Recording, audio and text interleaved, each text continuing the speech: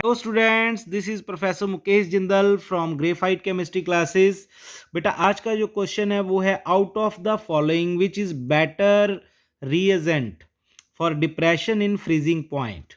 कि depression in freezing point के लिए सबसे बेटर रीएजेंट कौन सा है? CH3OH, इथाइलिन ग्लाइकोल, ग्लिसरॉल और ग्लूकोज। इन चारों में से बताना है।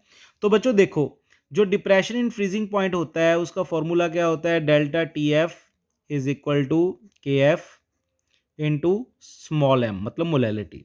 अगर हम मोलैलिटी का फॉर्मूला ओपन करेंगे तो ये बनता है delta TF is equal to KF into number of moles of solute. Number of moles of solute का फॉर्मूला होता है given mass by molecular mass of solute multiply by 1000 divide by given mass of solvent in KGs. अगर आप इस फॉर्मूले को ध्यान से देखोगे बच्चों, तो यहाँ पे आपको क्या नजर आ रहा है कि ये जो मॉलिक्यूलर मास ऑफ सोल्यूट है it is inversely proportional to depression in freezing point.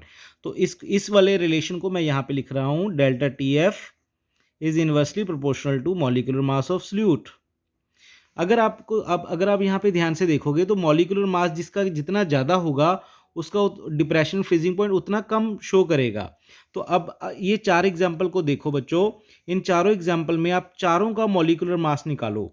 तो देखिए ग्लूकोज का जो मॉलिक्यूलर मास होता है वो होता है बच्चों 180, ठीक है। और ये है ग्लिसरॉल, ग्लिसरॉल का अप्रॉक्स होता है 12 3 जा 36, 36 और 8 हाइड्रोजन है हमारे पास, 36 प्लस 8 44 और 3 ऑक्सीजन है, ये हो गया 48। तो 44 ये अप्रॉक्स 92 के करीब हो गया।